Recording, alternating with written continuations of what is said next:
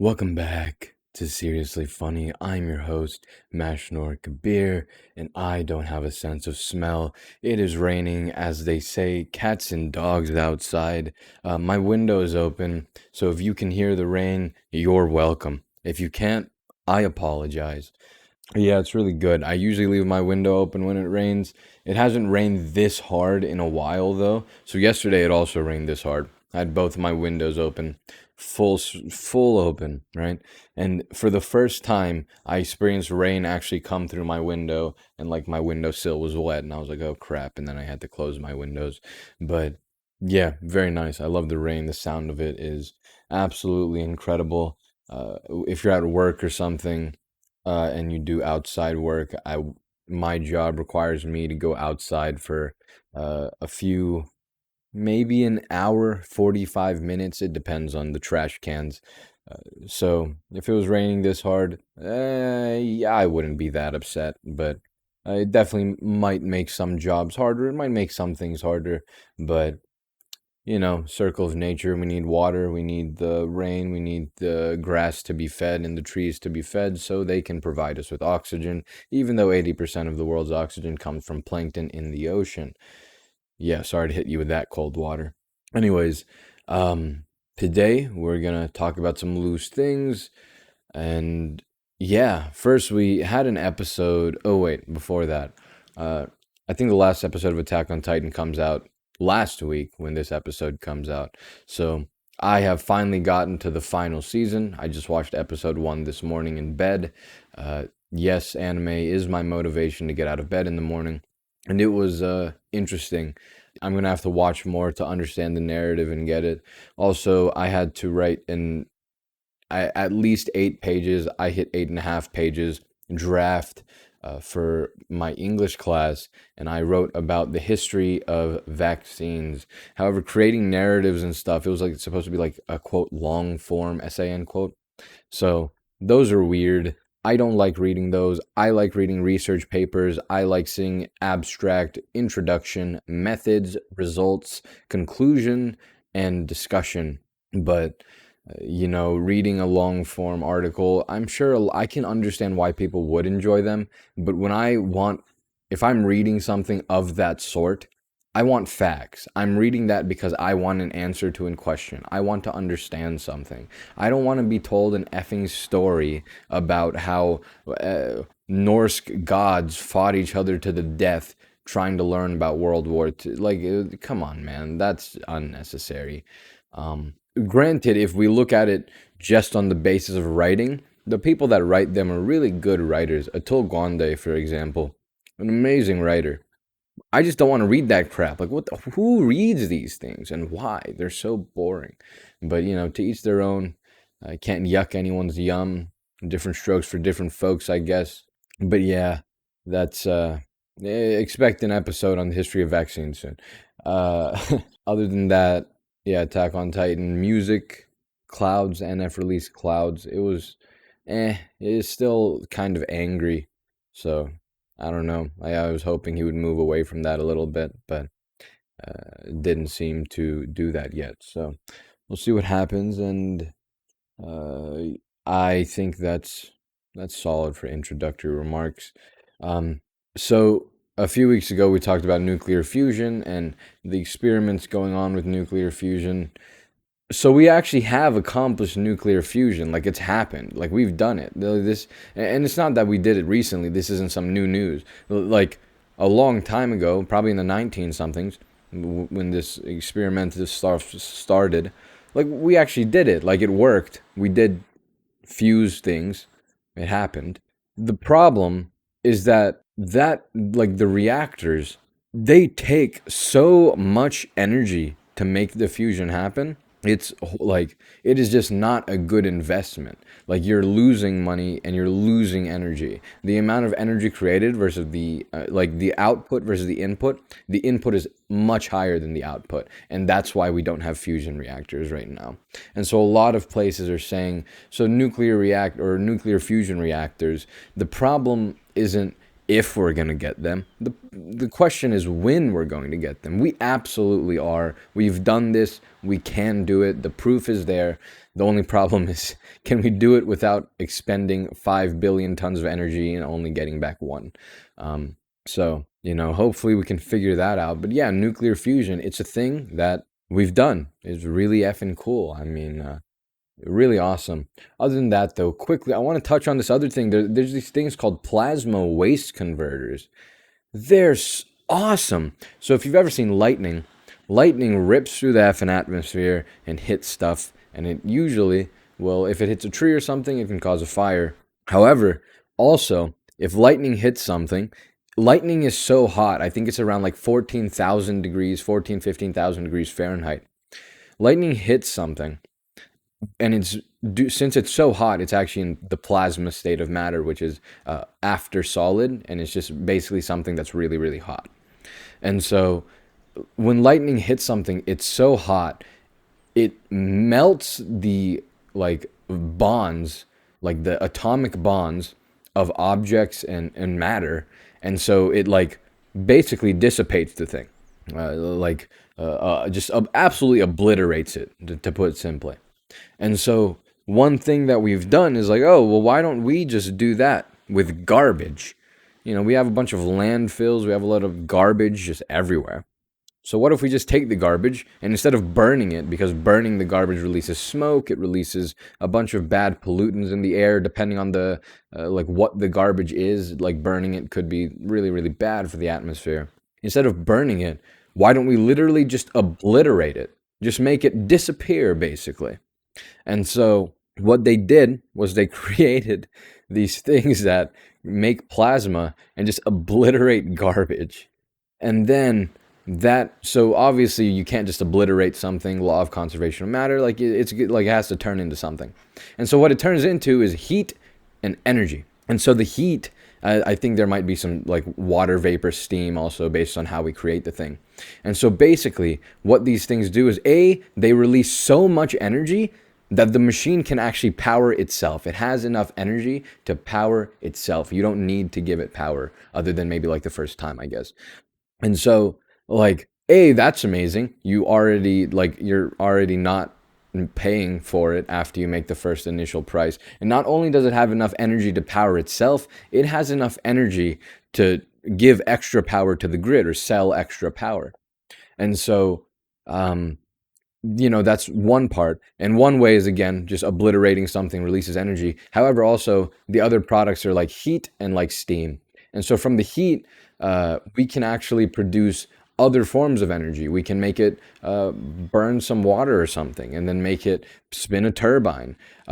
It might release some wind, and we can make it spin a turbine that way. We can generate energy in 3 different ways using this plasma waste converter. So the amount of energy that's created from this is incredible. And again, the cool thing is that we're using garbage to fuel it. We're not using fossil fuels. We're using waste products that humans create tons and tons of every effing year, especially here in America. And so this could be the solution to a lot of our landfill problems. And not only does it create energy, but also as a byproduct, depending on what you're obliterating, it could create this substance. I don't remember what it's called, but this substance is lighter than water, but it's really, really absorbent. And so what we can use that for is cleaning up oil spills. We can put it around an oil spill, the oil will get absorbed because it's floating on top of the water, and then it'll get absorbed by the material, and then we can just rip it out of the water again. And that would be we just solved another effing issue in environmental sustainability. Oil spills happen, human error, what are you gonna effing do?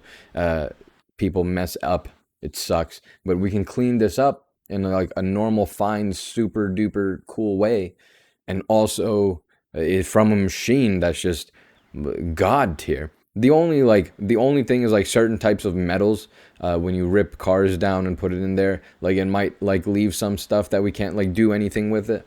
But so landfills will still be somewhat necessary. But, compared to what it's giving us, that's literally nothing. These things are absolutely awesome, and I hope that we see more of them. I didn't go into too much detail here, but it's so effing cool. We're literally just obliterating, just disintegrating garbage. And it's really, really efficient and awesome. Maybe one day we'll have like the own episode about it or something, but I just wanted to mention these things. They're just so effing awesome. But anyway, so the title of this episode: what is wisdom? Where does it come from? How does it work? So one thing I thought about like a year and a half ago while cleaning bathrooms at a hotel was the idea of wisdom. I know cleaning bathrooms at a hotel is a really good time, and that's definitely where you think about wisdom. Um, so what is wisdom? Let's start there. Sometimes like young children are called wise. Sometimes people call me wise because I don't effing know. We'll get to it. Sometimes you hear that age grants wisdom. However, we can see that some old people that are obdurate and angry, they don't seem very wise. You probably wouldn't call them wise. So maybe it's not age. Maybe it's not just growing older. It might have to do with maturity because old people can still be immature. Maturity also is something that's separate from age, and we can talk about maturity another day. So then what is this wisdom thing? Because it seems like it's not like everyone gets it. It seems like some people get it. Some people get it when they're old. Some people get it when they're young. Like how does this, what is this thing? So it seems like the people that we call wise, they seem to know a lot, but not about something specific. We call those people smart, the ones that know a lot about something specific. But they know a lot about life. They seem like they have an answer to all of your life troubles, and they always say the right thing when you need it. They understand life. They get life. That's what they understand. They have like a command over life. And even if it's an old person, they can give you advice on something modern somehow because they just get life. They have like this command over life and this understanding about it. Like, I don't know, it's a step toward enlightenment, I guess, like an understanding of the universe. And so then the question is, where does it come from? As we said, it doesn't seem like age is the only factor. So what is it? If it's not age, if it's not, it doesn't seem like maturity, it doesn't seem like anything specific. It could be a 10-year-old that's wise for some reason, it could be a 80-year-old. My revelation after cleaning the bathroom told me that wisdom comes from understanding life through pain. In order to learn about life, you need to experience life. And the way to experience all that life has to offer is to go through the mud, the thick of it, the pain, and to learn from that pain. Some people can go through pain and learn nothing or learn the wrong things. Trauma can cause you to have defense mechanisms that aren't healthy. But to gain wisdom, you have to learn objectively, not subjectively, the nature of life through pain, because pain is a part of life. Pain is involved in, even on the neurological level, the areas involved with learning are actually related to the areas of the brain involved in feeling physical pain. Like you're going to learn not to touch a hot stove if you touch a hot stove way quicker than if someone just said, hey, don't touch a hot stove, it's going to hurt. Because when you go through something bad, your brain's going to say, let's not do that again. And so that's something that, just pain seems to grant a lot of opportunity to understand life. And the more you go through pain, the more you can understand about life. And I've seen this through people that have gone through pain. They are the people that often are called wise because they seem to just get it. And the only reason that they get it is because they went through some effing crap, dude. So then, a reason that many older people may have wisdom, and we say like with age comes wisdom, is that life contains pain. Like pain is just a part of life. Whether that's good or bad, not my problem, but like pain is just a part of life. It's always going to be there. It's just a natural thing. And the more life that you live through, the more pain you're naturally going to experience. Like if there's from point A to C, if there's 10 tons of pain, you're going to go through 10 tons of pain. However, from point A to B, if there's only 5 tons of pain, if you only get to point B, you've only gone through 5 compared to the 20 or whatever I said. And so, as you get older, like it's just kind of there and you're just going to experience pain. And so that means the older you get, the more wisdom you innately have the opportunity to learn from or to gain, because you'll go through the pain, so you have the opportunity to learn from that pain. Now, you could just go through a bunch of effing pain, not learn from it, and be one of the old obdurate losers, but you probably don't want to do that. And I'm telling you how to gain wisdom now, so you can do it if you want to. So, if you haven't noticed, this is kind of really depressing. The kids that are called wise have probably gone through some things, and that sucks. And the other way a child could possibly seem wise is a lot of time thinking, reading, and listening to wise people. But to have command over wisdom, oftentimes you'll need to go through it to truly understand it for yourself. And so by thinking, I mean, yes, there's a possibility by listening to someone, you can think yourself to understanding. It's really excruciatingly hard and absolutely terribly, like, it in itself is painful. It takes so much time and effort. So, like, this also goes for enlightenment, for example. You actually can literally just think yourself to enlightenment. It's possible. The problem is it's excruciatingly hard. Like, it's probably the most difficult way to become enlightened. It's a lot easier to just meditate 8 hours an effing day and just like go meditate on top of a mountain with a wet towel. Yeah, sure, maybe it'll hurt more, but it's much easier than thinking yourself there. But yeah, this is really depressing. So a lot of the kids that we call wise, yeah, they probably been through some things, and that's probably why they're wise. That sucks. But the other answer is, you could just meditate forehead. You want wisdom? Just have to meditate. The universe will reveal itself to you. But yeah, uh, we made good time on that. So now, with the remaining time, I just want to say, I'd say this a lot, but I'm probably going to continue it for ever. College sucks. So, uh, I was looking into statistics for like college and finishing college. A lot of people don't finish college. What the F and do? And the reason is that there isn't usually that they're dumb. The reason isn't usually that they just don't want to, or they don't feel like it, or they think college isn't for them. Those people are in the minority. The reason that most people don't finish college is because they can't effing pay for it. Even with loans and debt and digging yourself a hole for your future, college is effing pricey. And some people really can't do it.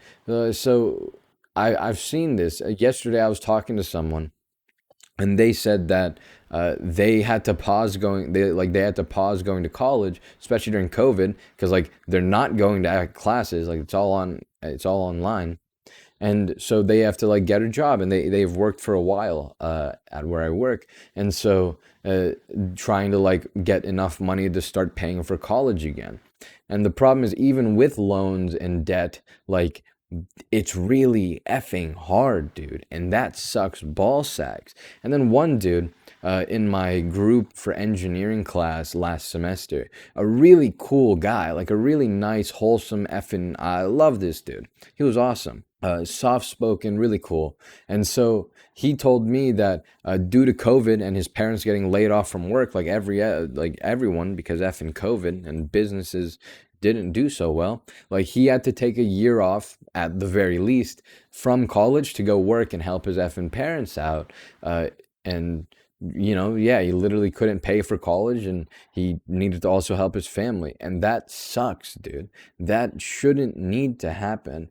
And like, I don't know the solution to this. I'm not gonna go around saying effing free college, because of a lot of people, like a lot of people that are getting doctoral degrees or master's degrees, like, if you're getting a degree that high, unless you're going to become a teacher, you're going to get a very, very well-paying job. Statistically speaking, you're going to be in the top 1% of earners in the like United States of America if you get a like PhD. All right, so you're going to get your effing money back. You don't effing matter. All right, you PhD loser. Unless again you do become a teacher, in which case no, you're not going to get your money back. You're going to get effed in the effing balls. Okay, but for other jobs, like if you're like going through med school, sure, when you're out of med school, you're going to be 500 to 750 million, like not million, 500 to $750,000 in debt. Yeah, that's a lot of money to be in debt for. However, as a doctor, other than for the 3 to 7 years of residency, as a doctor, you're going to make that back in fair enough time. Like, you're gonna be okay. All right, as a doctor, you are making a lot of effing money. You're gonna make it back, don't worry about it. But the thing is, like, for other students that are just doing the 4 years, yeah, it seems like it's really a problem, because your job isn't going to pay, like, it's going to pay you well. Like, yes, you should get a bachelor's degree versus a high school diploma. The difference in median wage is incredible. Like getting, if you want to make money in America, just get an effing degree. Like it's pretty simple. But the thing is, like for those shorter things, paying back those loans with interest rates and bad things, it's not fun and it's not good and it sucks. And maybe uh, we should focus there. I don't know about like just forgiving loans for every single college student ever. A lot of them like are fine. If you're getting higher degrees, you're gonna get paid fine. But you know, I don't know. I don't know how to fix it. It just sucks. I'm not an effing political dude. Um, but yeah, it's hard, it's painful, and some people are really smart, but you know, all for college at least. This is college. College is hard. College is effing painful, and some people are smart, but for some reason you're always just stupid. Now maybe I'm just projecting right now because I talk. For some reason I tend to only talk to effing people that are intelligent at school. This went for high school. This goes for this went for middle school, high school, and now college. I'm talking to effing geniuses, and for some effing reason this always happens, and I always feel stupid. You know, some people say you're not what you eat. You are who you hang out with. I've hung out with smart people for a fair amount of time in my life. Why the frick am I still stupid? I don't understand. All right, I'm not a fan. But you know, maybe it's because I'm online. I mean, I'm sure there's like a fair kind of part of that because of that, but who knows? But yeah, college sucks, and I don't know what other to say than that. Yeah, I guess the key to fixing college payment problems is legislation. So go vote, I guess. I don't know when the next vote for anything is, but yeah, I think when it comes to college, it would be federal voting, right? So it'd be your senators and your president. Senator voting is in 2022, I think. So still two more. Oh, wait, that's next year, huh? Still one more year till that happens.